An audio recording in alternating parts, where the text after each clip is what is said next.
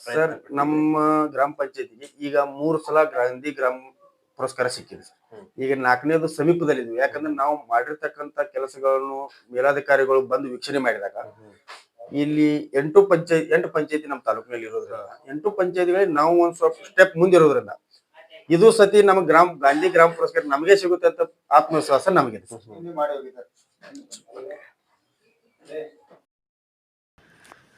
ಮಂಗಸುಳಿ ಮಹಾರಾಷ್ಟ್ರ ಕರ್ನಾಟಕ ರಾಜ್ಯದ ನಡುವಿನ ಕಾಗವಾಡ ತಾಲೂಕಿನ ಗಡಿ ಪ್ರದೇಶದಲ್ಲಿ ಇರುವ ಪಂಚಾಯಿತಿ.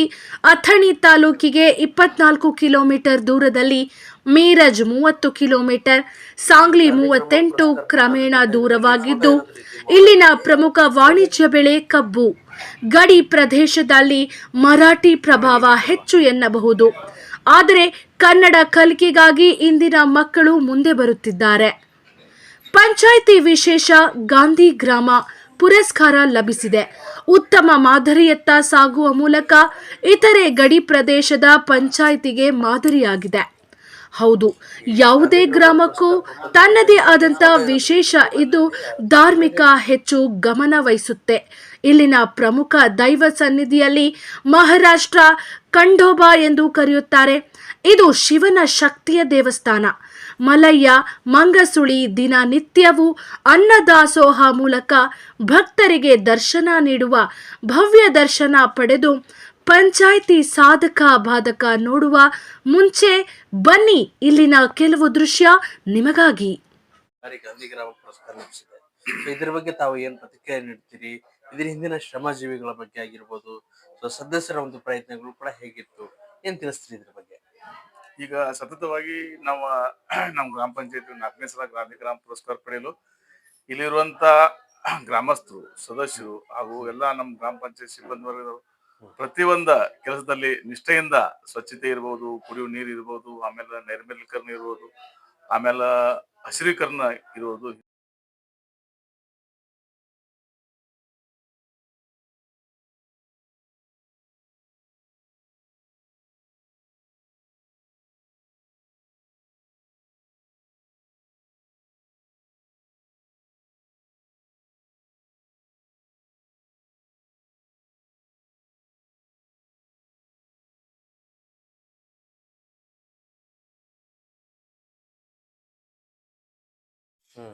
QR ಕೋಡ್ ಟೈಪ್ ಮಾಡ್ತಾ ಇದ್ದೀವಿ.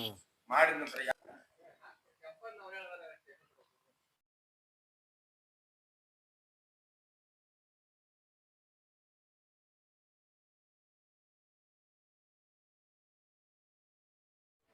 ಗ್ರಾಮೀಣ ಭಾಗವಂತಂದ್ರೆ ಪ್ರತ್ಯೇಕವಾಗಿ ಇವತ್ತು ಏನಂದ್ರೆ ಸ್ವಚ್ಛತೆ ಬಗ್ಗೆ ಬಹಳಷ್ಟು ಚರ್ಚೆಗಳಾಗ್ತಾ ಇದೆ. ಸ್ವಚ್ಛತೆ ಅಂತಂದ್ರೆ ಮೊದಲಿನ ವಾಸ್ತವ ಬಗ್ಗೆ ಹೇಳ್ಬೇಕಾದ್ರೆ ಬಹಳಷ್ಟು ಗಂಭೀರವಾಗಿತ್ತು. ಏನಂದ್ರೆ ಇವತ್ತು ಅಲ್ಲಲ್ಲೇ ಕಸಗಳನ್ನ ಬಿಸಾಕ್ತಕ್ಕಂತ ಒಂದು ಹಳ್ಳಿಯ ವಾತಾವರಣದಲ್ಲಿ ತಿಪ್ಪೆಗುಂಡಿ, ಮತ್ತೆ ಈಗ ಹಳ್ಳಿ ಕಡೆ ಬಂದ್ರೆ ಕಸದ ರಾಶಿನ ನೋಡ್ಕೊಂಡ್ಬಿಟ್ಟು ಮುರಿತಾ ಇದ್ರು ಜನ ಅಂತಕ್ಕಂಥದ್ದು ತಾವೆಲ್ಲರೂ ಕೂಡ ಕೇಳಿದ್ರಿ. ಈಗ ಹಳ್ಳಿಯತ್ತ ಯಾವ ರೀತಿ ಬದಲಾವಣೆ ಆಗ್ತಾ ಇದೆ, ಈ ಒಂದು ಕಸ ಸಂಸ್ಕರಣಾ ಘಟಕನೂ ಕೂಡ ಇವತ್ತೇನಂದ್ರೆ ಸರ್ಕಾರದಿಂದ ಏನಂದ್ರೆ ಅನುದಾನದ ಅಡಿಯಲ್ಲಿ ಇವತ್ತು ಕೆಲಸಗಳನ್ನ ನಿರ್ವಹಿಸ್ತಾ ಇದ್ದು, ಇವತ್ತು ಈ ಒಂದು ಬೆಳಗಾವಿ ಜಿಲ್ಲೆಯ ಏನಂದ್ರೆ ಕಾಗವಾಡ ತಾಲೂಕಿನ ಮುಂಗಸೋಳಿ ಗ್ರಾಮ ಪಂಚಾಯತಿ ವ್ಯಾಪ್ತಿಯ ಒಂದು ಕಸ ಸಂಸ್ಕರಣಾ ಘಟಕದಲ್ಲಿ ಇದ್ದೀವಿ. ಸೊ ಈ ಒಂದು ವಿಚಾರದಲ್ಲಿ ಬಂದ್ರೆ ಇದರ ಸ್ಥಾಪನೆ ಮತ್ತು ಇದರ ಒಂದು ನಿರ್ವಹಣೆ ಬಗ್ಗೆ ನಮ್ಮ ಜೊತೆಗೆ ಸದಸ್ಯರಿದ್ದಾರೆ, ಬನ್ನಿ ಮಾತಾಡ್ಸೋಣ ಅವ್ರನ್ನ. ಸರ್, ಈ ಒಂದು ಕಸ ಸಂಗ್ರಹ ಘಟಕ ಏನಿದೆಯಲ್ಲ, ಇದರ ಒಂದು ಸ್ಥಾಪನೆ ಮತ್ತು ನಿರ್ವಹಣೆ ಬಗ್ಗೆ ಏನ್ ಹೇಳಕ್ ಇಷ್ಟಪಡ್ತೀರಾ? ಯಾವ ರೀತಿ ಎಲ್ಲ ಕೆಲಸ ನಡೀತಾ ಇದೆ ಇದು? ಸರ್, ಮೊದಲಿಂದ ಮಂಗಸುಳಿ ಗ್ರಾಮ ಪಂಚಾಯಿತಿ ಅಭಿವೃದ್ಧಿ, ಸಮಾಜ ಸೇವೆ, ವಿಚಾರ, ಶಿಕ್ಷಣಕ್ಕಾಗಿ ಪ್ರಥಮ ಸ್ಥಾನ. ಇಲ್ಲಿನ ಗ್ರಂಥಾಲಯ, ಶಾಲೆಯ ಗುಣಮಟ್ಟದ ಶಿಕ್ಷಣ, ಅಂಗನವಾಡಿ ಕೇಂದ್ರ ಇತ್ಯಾದಿ ಮೂಲಕ ಸೇವಾ ಲಭ್ಯವಿದ್ದು ಗಾಂಧಿ ಗ್ರಾಮ ಪುರಸ್ಕಾರ ಪಡೆದಿರುವ ವಿಶೇಷ ಪಂಚಾಯಿತಿ ಮಂಗಸುಳಿ. ಶುದ್ಧ ಕುಡಿಯುವ ನೀರು, ಸ್ವಚ್ಛ ಕಾರ್ಯ, ರಸ್ತೆ ಇತ್ಯಾದಿ ಉತ್ತಮ ಆಡಳಿತದಲ್ಲಿ ಸಾಗುವ ಪಂಚಾಯಿತಿ ಅಧ್ಯಕ್ಷರ ನೇರ ಸಂದರ್ಶನದಲ್ಲಿ ಹಲವಾರು ವಿಚಾರವನ್ನ ತಿಳಿಯೋಣ. ಶೆಡ್ ನಿರ್ಮಾಣ ಮಾಡಿ ಇಲ್ಲಿ ಒಣ ಕಸ ಸಂಗ್ರಹಣ. ಒಣ ಕಸ ಅಂದ್ರೆ ಹೇಗೆ ಎಲ್ಲಾ ಸೆಪರೇಟ್ ಮಾಡ್ತೀವಿ ನಾವು. ಸೆಪರೇಟ್ ಬಾಟಲ್ ಆಗಿರ್ಬೋದು, ಅದ್ರ ಬೂತ್ಸ್ ಆಗಿರ್ಬೋದು, ಲೇಬಲ್ ಆಗಿರ್ಬೋದು, ಯಾವ್ದೇ ರೀತಿ ರಟ್ ಆಗಿರ್ಬೋದು, ಪ್ಲಾಸ್ಟಿಕ್ ಗ್ಲಾಸ್ ಆಗಿರ್ಬೋದು, ಕಾಚಿನ ಬಾಟ್ಲಿ ಆಗಿರ್ಬೋದು, ಎಲ್ಲಾ ಸ್ಯಾನಿಟೈಸರ್, ನೆಪ್ಕಿನ್ ಆಗಿರ್ಬೋದು, ಅಂದ್ರೆ ಎಲ್ಲಾ ರೀತಿಯಿಂದ ದಿನಾಲು ಪ್ರತಿ ಮನೆಗೆ ಹೋಗಿ ಅಲ್ಲಿಂದ ಸಂಗ್ರಹ ಮಾಡಿ ಇಲ್ಲಿ ತಂದು ಸೆಪರೇಟ್ ಮಾಡಿ ಆಮೇಲೆ ಅದನ್ನ ಒಂದು ಈ ತರ ಮಾಡಿದೀವಿ. ಇನ್ನು ಪ್ರೊಸೆಸಿಂಗ್ ನಲ್ಲಿ ಇದೆ ನಮ್ದು. ಇದು ಪೂರ್ಣ ಆಗ್ಲಿಕ್ಕೆ ಇನ್ನೂ ಸ್ವಲ್ಪ ಇನ್ನ ಹಸಿ ಕಸದೊಂದು ಇಲ್ಲಿ ನಮ್ಮಲ್ಲಿ ಘಟಕದ ಹಸಿ ಕಸ ಸಂಸ್ಕರಣಾ ಘಟಕ ಒಂದು ಈಗ ಕಟ್ಟಡ ಸ್ಟಾರ್ಟ್ ಆಗಿದೆ ಸರ್. ಓಕೆ ಸರ್, ಈಗ ಈ ಒಂದು ಹಸಿ ಕಸ ಮತ್ತೆ ಒಣ ಕಸ ವಿಂಗಡಣೆ ಮಾಡಿ ಜನ ನೀಡ್ತಾ ಇದಾರ ಅಥವಾ ಹೇಗೆ ಅವ್ರನ್ನ ಅರಿವು ಮೂಡಿಸಿದ್ದು ಹೇಗೆ? ಸೊ ಯಾವ ರೀತಿ ಅವರು ನಿಮ್ಗೆ ಕಸವನ್ನು ನೀಡ್ತಾರೆ ಅದ್ರ ಬಗ್ಗೆ ತಾವೇನು ಎಕ್ಸ್ಪ್ಲೇನ್ ಮಾಡ್ತೀರಾ? ನಾವು ಗ್ರಾಮ ಪಂಚಾಯತಿ ವತಿಯಿಂದ ಈಗಾಗಲೇ ಪ್ರತಿ ಮನೆ ಮನೆಗೆ ಹೋಗಿ ನಾವು ಪಾಂಪ್ಲೆಟ್ ಕೊಟ್ಟಿದ್ವಿ. ಹಸಿ ಕಸ ಮತ್ತು ಒಣ ಕಸ ಕೂಡಿಸಿ ಕೊಟ್ರೆ ಏನಾಗ್ತದೆ, ನಿಮಗೆ ಆರೋಗ್ಯ ಸಮಸ್ಯೆಗಳು ಯಾವ ರೀತಿ ಬರ್ತಾ ಇದಾವೆ, ಗಟರದಲ್ಲಿ ಹೋಗಿದ್ರೆ ಏನಾಗ್ತದೆ, ಗಟರ್ ಜಾಮ್ ಆದ್ರೆ ಏನಾಗುತ್ತೆ, ಈ ಹಸಿ ಕಸ ಮತ್ತು ಒಣ ಕಸವನ್ನು ಮಿಕ್ಸ್ ಮಾಡಿ ಕೊಟ್ರೆ ಅದರಿಂದ ವಾಸನೆ ಬರುತ್ತೆ. ಅದೇ ರೀತಿ ನೀವು ಹಸಿ ಕಸ ಬೇರೆ ಕಟ್ ಮಾಡಿದ ಕಾಯಿಪಲ್ಲೆ ಆಗಿರ್ಬೋದು ಅಥವಾ ಇನ್ನಿತರೆ ಮುಸುರೆ ಸಾಮಾನ್ ಆಗಿರ್ಬೋದು ಅಥವಾ ಕಾಯಿಪಲ್ಲೆ ಪದಾರ್ಥಗಳು ಅವು ಹಸಿ ಕಸ ಒಂದ್ ಸೆಪರೇಟ್, ಒಣ ಕಸ ಒಂದ್ ಸೆಪರೇಟ್ ಮಾಡ್ಲಿಕ್ಕೆ ಎರಡು ನಾವು ಬಕೆಟ್ ಗಳನ್ನು ಕೊಟ್ಟಿದ್ವಿ ಆಲ್ರೆಡಿ. ಆ ಬಕೆಟ್ ನಲ್ಲಿ ಸೆಪರೇಟ್ ಮಾಡಿ ಕೊಡ್ತಾ ಇದ್ದಾರೆ ಗ್ರಾಮಸ್ಥರು. ಇನ್ನೂ ಸ್ವಲ್ಪ ಅವೇರ್ನೆಸ್ ಇದೆ, ಆದ್ರೂ ನಾವು ಡೈಲಿ ಅದನ್ನ ಅಬ್ಸರ್ವ್ ಮಾಡ್ತಾ ಇದ್ವಿ. ಅಬ್ಸರ್ವ್ ಮಾಡಿ ಪೂರ್ಣ ನಾವು ಮನೆ ಮನೆಗೆ ಹೋಗಿ ತಲುಪಿ ಅಲ್ಲಿ ಹೇಳ್ತಾ ಇದೀವಿ. ಓಕೆ ಸರ್, ಈ ಒಂದು ನಿಟ್ಟಿನಲ್ಲಿ ಬಂದ್ರೆ ಇವತ್ತು ನಿಮ್ಮ ಒಂದು ಸಿಬ್ಬಂದಿ ವರ್ಗ, ಕಸ ಸಂಗ್ರಹಗಾರ ಸಂಖ್ಯೆ ಎಷ್ಟು? ಸೊ ಇಲ್ಲಿನ ಒಂದು ಪಾಪ್ಯುಲೇಷನ್ ಪ್ರಕಾರ ಏನಂತಂದ್ರೆ ಎಷ್ಟು ಜನ ಸಿಬ್ಬಂದಿಗಳು ಇರಬೇಕು, ಹೇಗೆ ಮೇಂಟೈನ್ ಮಾಡ್ಕೊಂಡು ಹೋಗ್ತಾ ಇದ್ದಾರೆ? ನಿಮ್ಮ ಸಿಬ್ಬಂದಿಯ ಒಂದು ಕಾರ್ಯವೈಖರಿ ಬಗ್ಗೆ ಏನ್ ಹೇಳಕ್ ಇಷ್ಟಪಡ್ತೀರಾ? ಸರ್, ಈಗ ನಮ್ ಸಿಬ್ಬಂದಿ ಆಗ್ಲಿ 4 ಜನ ನಾವು ಒಂದು ಗಾಡಿಯಲ್ಲಿ ಲೇಡೀಸ್ ಚಾಲಕರು ಲೇಡೀಸ್ ಇದಾರೆ ನಮ್ಮಲ್ಲಿ.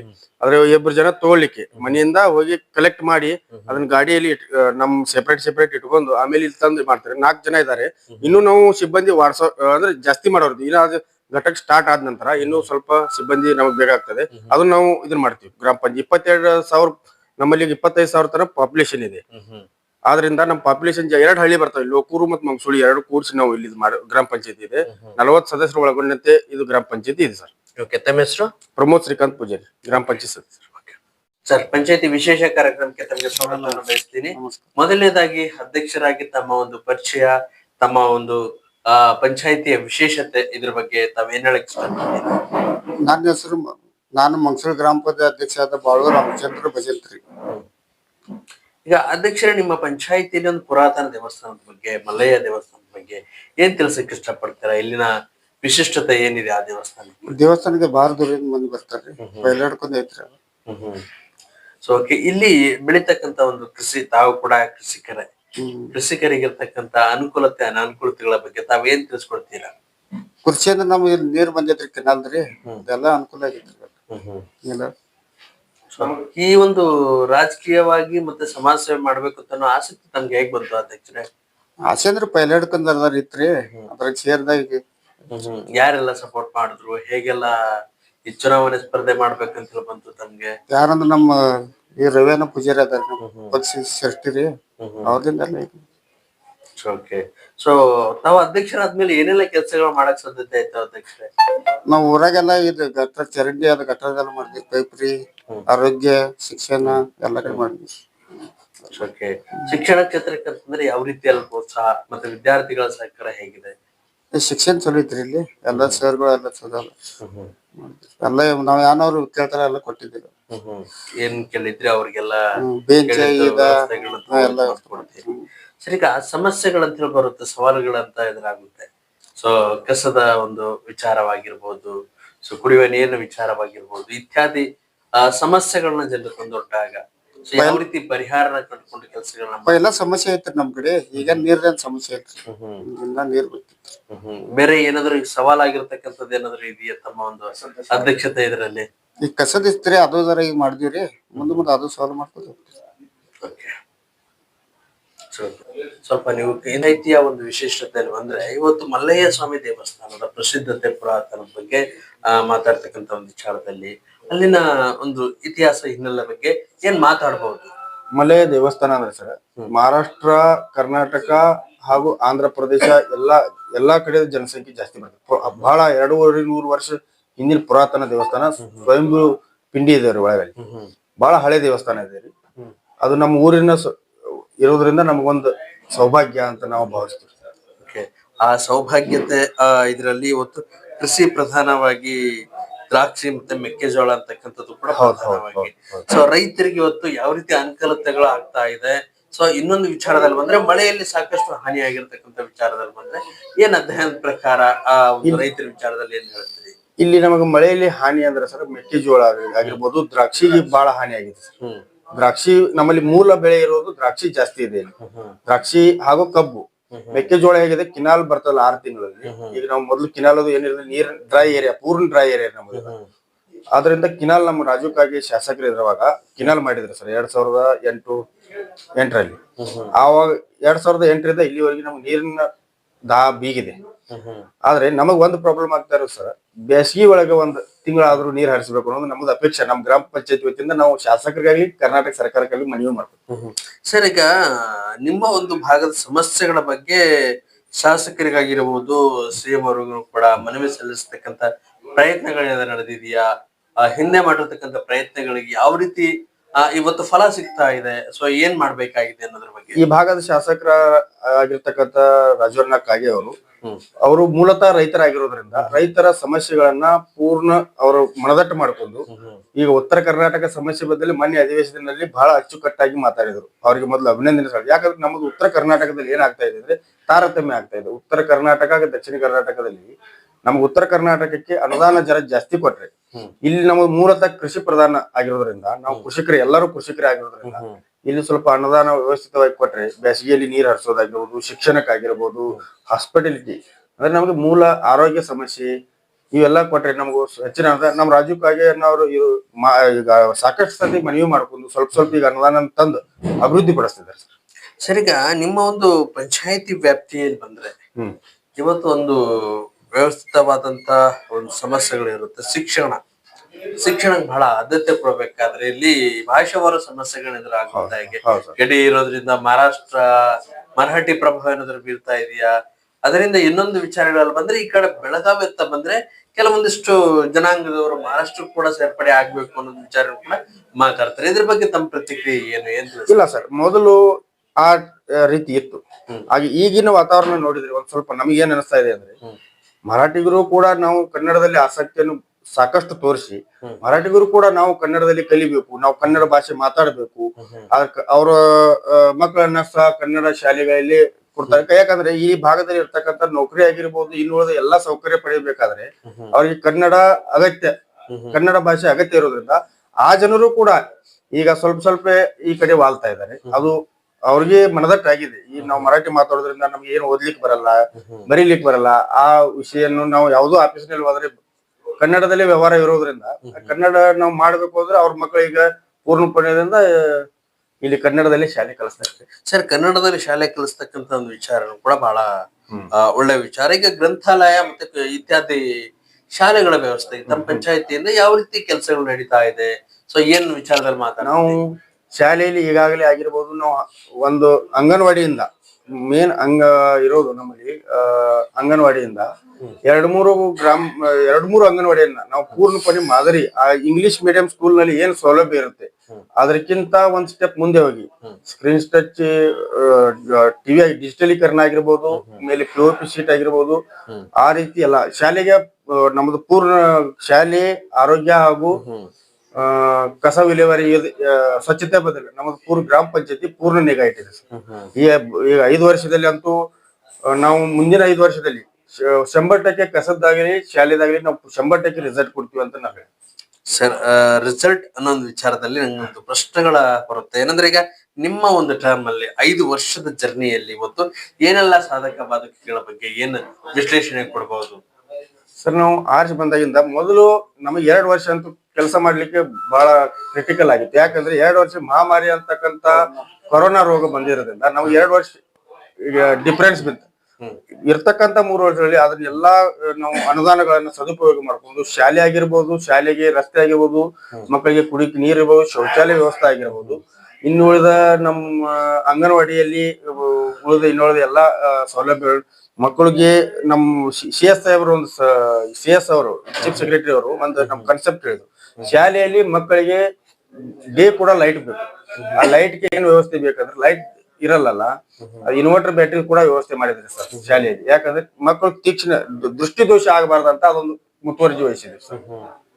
ಸೊ ಇನ್ನೊಂದು ವಿಚಾರದಲ್ಲಿ ಬಂದ್ರೆ ನಿಮ್ಮ ಪಂಚಾಯಿತಿ ನರೇಗಾದಲ್ಲಿ ಉದ್ಯೋಗ ಎಷ್ಟು ಜನರಿಗೆ ಒದಗಿಸ್ಕೊಟ್ಟಿದೆ? ನರೇಗಾದಲ್ಲಿ ಎಷ್ಟು ಹಣಕಾಸಿನ ಒಂದು ಇದನ್ನ ತಾವು ಬಳಸ್ಕೊಂಡಿದ್ರಿ. ಸೊ ಏನೆಲ್ಲ ಮಾಡಕ್ ಸಾಧ್ಯತೆ ಆಯ್ತು ಅಂತ?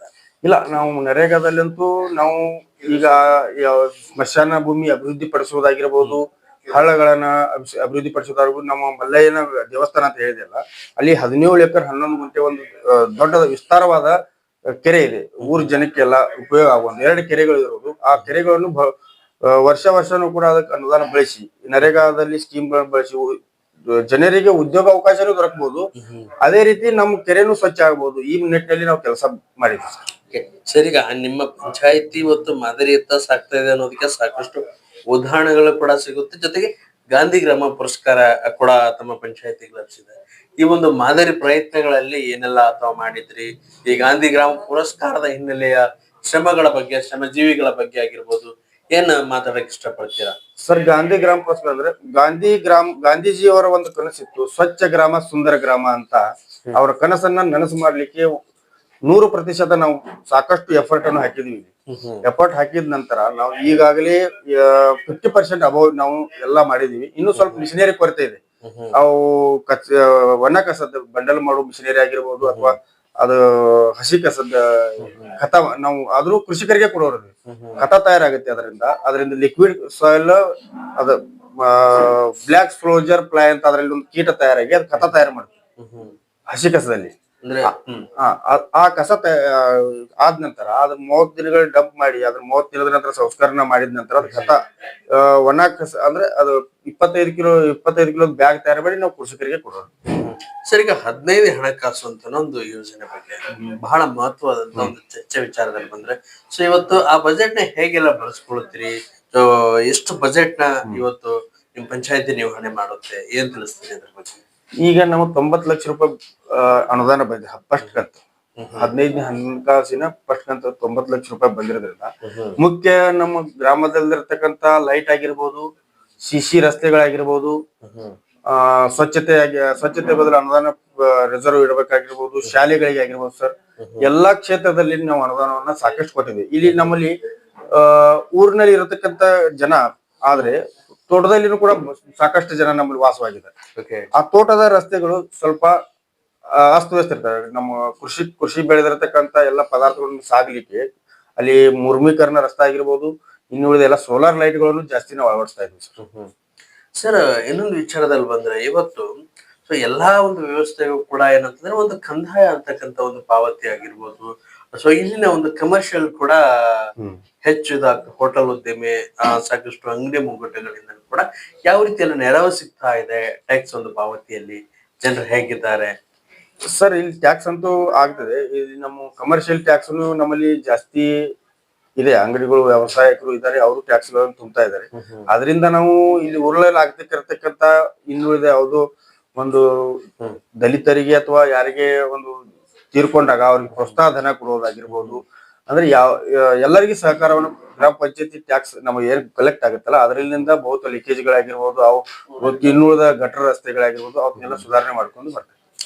ಸರಿ, ಸುಧಾರಣೆ ಅಂತ ಬಂದ್ರೆ ಇವತ್ತು ಅಧ್ಯಕ್ಷರು ಅಂತ ಒಂದು ನಾಯಕತ್ವದಲ್ಲಿ ಏನೆಲ್ಲ ಬದಲಾವಣೆಗಳನ್ನ ಇಷ್ಟೊಂದು ಹೇಳಿದ್ರಿ. ಇವತ್ತು ಬದಲಾವಣೆ ಅಂತಂದ್ರೆ ಇವತ್ತು ಅವರ ನಾಯಕತ್ವದ ವಿಚಾರದಲ್ಲಿ ಬಂದ್ರೆ ಹೇಗೆಲ್ಲ ಕೆಲಸಗಳನ್ನ ಮಾಡ್ತಾರೆ ಜನರೊಂದಿಗೆ, ಸೊ ಸದಸ್ಯರೊಂದಿಗೆ ಆಗಿರ್ಬೋದು, ಸಿಬ್ಬಂದಿಯೊಂದಿಗೆ ಅವರ ಒಂದು ಕಾರ್ಯವೈಖರಿ ಬಗ್ಗೆ ತಾವೇನ್ ಹೇಳಕ್ ಇಷ್ಟಪಡ್ತೀರಾ? ಅಧ್ಯಕ್ಷರ ಕಾರ್ಯವೈಖರಿ ಅಂದ್ರೆ ಸರ್, ಯಾವತ್ತು 24x7 ಇಲ್ಲೇ ಇರ್ತಾರೆ.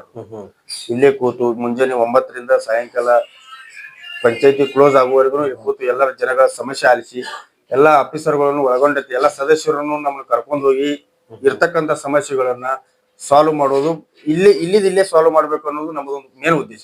ನಮ್ಮ ಸಮಸ್ಯೆ ಬೇರೆದವ್ರ ಹತ್ತಿರ ಹೋಗಿ ಸಾಲ್ವ್ ಆಗೋದು ಬೇಡ, ನಮ್ಮ ಊರಲ್ಲೇ ಸಾಲ್ವ್ ಆಗೋದು. ಮತ್ತು ಕೆಲವು ನಮ್ಮಲ್ಲಿ ಲೀಡರ್ಗಳು ಇದ್ದಾರೆ, ಅವ್ರನ್ನು ಕರ್ಕೊಂಡು ನಾವೆಲ್ಲ ಇಲ್ಲೇ ಸಾಲ್ವ್ ಮಾಡ್ತೀವಿ. ಸರ್, ಒಂದು ವಿಚಾರದಲ್ಲಿ ಬಂದ್ರೆ ಇವತ್ತು ಪಂಚಾಯತಿ ಅಂದ್ರೆ ಇದೇ ಪಂಚಾಯತಿ ಅಂತಕ್ಕಂಥ ಪ್ರತ್ಯೇಕವಾದಂತದ್ದಲ್ಲ. ಪಂಚಾಯತಿ ಎಂದಾಕ್ಷಣ ಇವತ್ತು ಭ್ರಷ್ಟಾಚಾರದ ಆರೋಪ, ಹಗರಣಗಳಾಗ್ತಾ ಇದೆ, ಕೆಲಸಗಳಾಗ್ತಾ ಇಲ್ಲ ಅನ್ನೋದು ಆರೋಪಗಳನ್ನೇ ಹೆಚ್ಚಿದೆ. ಇದರ ಬಗ್ಗೆ ತಮ್ಮ ಪ್ರತಿಕ್ರಿಯೆ ಏನು? ಇಲ್ಲ ಸರ್, ಏನು ಇಲ್ಲ. ಹೇಗಿರುತ್ತೆ ಸರ್, ಅದು ಭ್ರಷ್ಟಾಚಾರ ಎಲ್ಲಿದ್ರು ಒಂದ್ ಕಡೆ ಆಗಿರ್ಬೋದು. ಆದ್ರೆ ನಾವು ಒಳಗ್ ಬಂದಾಗ ಹೊರಗಿಂದ ಮಾತಾಡೋದು ಬೇರೆ ಆಗುತ್ತೆ ಸರ್. ಒಳಗ್ ಬಂದಾಗ ವಾಸ್ತವಾಂಶ ಗೊತ್ತಾಗುತ್ತೆ. ಈಗ ಎಲ್ಲಾನು ಡಿಜಿಟಲೀಕರಣ ಇದೆ. ತಮ್ಮ ಓದ್ಕೋಬೇಕು ಎಲ್ಲ, ಅದ್ರ ಮೇಲೆ ಪೂರ್ಣ ನಿಗಾ ಗೌರ್ಮೆಂಟ್ ಆಗಿರ್ಬೋದು, ಆಫೀಸರ್ದಾಗಿರ್ಬೋದು ಎಲ್ಲ ಇದೆ. ಭ್ರಷ್ಟಾಚಾರ ಅಂತ ಈಗ ನಿರ್ಮೂಲನೆ ಆಗಿದೆ ಸರ್. ಆಲ್ಮೋಸ್ಟ್ ಭ್ರಷ್ಟಾಚಾರ ಇಲ್ಲ, ಮೊದಲು ಇರ್ಬೋದು, ಆದ್ರೆ ಹೊರಗೆ ನಿಂತು ಮಾತಾಡೋದು ಬೇರೆ ಆಗುತ್ತೆ ಸರ್, ವಾಸ್ತವನೇ ಬೇರೆ ಇರುತ್ತೆ. ಒಂದ್ ಗಟ್ರ ಆಗ್ಲಿಲ್ಲ ಅಂದ್ರೆ ಭ್ರಷ್ಟಾಚಾರ ಮಾಡಿದ್ದಾರೆ ಅಂತ ಅನ್ನೋದಲ್ಲ. ಅಲ್ಲಿ ಅನುದಾನ ಬರ್ಬೇಕು, ಅದು ಅಪ್ರೂವಲ್ ಆಗ್ಬೇಕು, ಆಮೇಲೆ ಗೌರ್ಮೆಂಟ್ ದಿಂದ ಅನುದಾನ ಬಂದ ಅಪ್ರೂವಲ್ ಆಗಿ ಪ್ಲಾನ್ ಆಗ್ಬೇಕು, ಎಸ್ಟಿಮೇಟ್ ಆಗ್ಬೇಕು, ಆಮೇಲೆ ಆ ಕೆಲಸ ಸ್ಟಾರ್ಟ್ ಆಗ್ಬೇಕು. ಏನತ್ತ ಈಗ ಸಡನ್ಲಿ ಇವತ್ತು ಹೇಳಿದ್ರು ನಾಳೆ ಆಗ್ಬೇಕಂದ್ರ ಅದು ಸ್ವಲ್ಪ ಅನುದಾನದ ಕೊರತೆ ಇರುತ್ತಲ್ಲ ಸರ್. ಆದ್ರಿಂದ ಒಂದ್ ಸ್ವಲ್ಪ ವಿಳಂಬ ಆದಾಗ ಭ್ರಷ್ಟಾಚಾರ ಅಂತ ಒಂದು ಹೆಸರು ಹಣೆಪಟ್ಟಿ ನಮ್ಮ ಪಂಚಾಯತಿಗೆ ಬರ್ತದೆ. ಆದ್ರೆ ಇಲ್ಲಿ ಒಳಗಡೆ ಏನು ಇರಲ್ಲ ಸರ್, ಭ್ರಷ್ಟಾಚಾರ ಯಾವತ್ತೂ ಆಗಲ್ಲ ಸರ್. ಓಕೆ ಸರ್, ನಿಮ್ಮ ಒಂದು ಭಾಗದ ಒಂದು ಜನರಿಗೆ ಜೊತೆಗೆ ನಮ್ಮೆಲ್ಲಾ ವೀಕ್ಷಕರಿಗೆ ತಮ್ಮ ಪಂಚಾಯತಿ ಕಡೆಯಿಂದ ಸಂದೇಶ ಎಂದರೆ ಏನ್ ತಿಳಿಸಕ್ಕೆ ಇಷ್ಟಪಡ್ತಾರೆ? ಏನಿಲ್ಲ ಸರ್, ಯಾವ್ದು ಪಂಚಾಯತಿಯವರು ಅಧ್ಯಕ್ಷರು ಸದಸ್ಯರು ಕೂಡ್ಕೊಂಡು ಹೋದ್ರಿ ಏನ್ ಮಾಡಬಹುದು ಅಂದ್ರೆ ಸರ್, ಸ್ವಚ್ಛತೆ ಬದ್ದಲ್ಲಿ ಶಾಲೆ ಸ್ವಚ್ಛತೆ ಮತ್ತು ಆರೋಗ್ಯ ಮತ್ತು ಗಿಡ ನೆಡುವುದು, ಸಸಿಗಳನ್ನು ನೆಡುವುದು, ಇದೊಂದು ಕಾನ್ಸೆಪ್ಟ್ ಅನ್ನು ಇಟ್ಕೊಂಡು ಹೋದ್ರಿ ರಸ್ತೆಗಳಂತೂ ಮಾಡೇ ಮಾಡ್ತೀರಿ ಸರ್. ನಾವು ಶಾಲೆಗೆ ಪ್ರೋತ್ಸಾಹ, ಆರೋಗ್ಯಕ್ಕೆ ಪ್ರೋತ್ಸಾಹ ಮತ್ತೆ ಸ್ವಚ್ಛತೆಗೆ ಪ್ರೋತ್ಸಾಹ ಕೊಟ್ಟಲ್ಲಿ ಊರು ಒಂದು ಸ್ವಚ್ಛ ಹಾಗೂ ಸುಂದರ ಗ್ರಾಮ ಮಾಡ್ಲಿಕ್ಕೆ ನಿಮ್ಮಿಂದನೂ ಸಾಧ್ಯ ಇದೆ, ನಮ್ಮಿಂದ ಯಾವ ಗ್ರಾಮ ಪಂಚಾಯತಿಯವರು ಇದನ್ನೊಂದು ಮಾಡಿದ್ರೆ ಮುಂದೆ ಒಂದಿನ ಇದು ಮಾದರಿ ಪಂಚಾಯತಿಯನ್ನು ಮಾಡಬಹುದು ಅಂತ ನನ್ನ ವೈಯಕ್ತಿಕ ಉದ್ದೇಶ. ಓಕೆ ಸರ್, ತುಂಬಾ ಧನ್ಯವಾದಗಳು. ಮತ್ತೆ ವಿಡಿಯೋನ ಅಲ್ಲಿ ಥ್ಯಾಂಕ್ ಯು.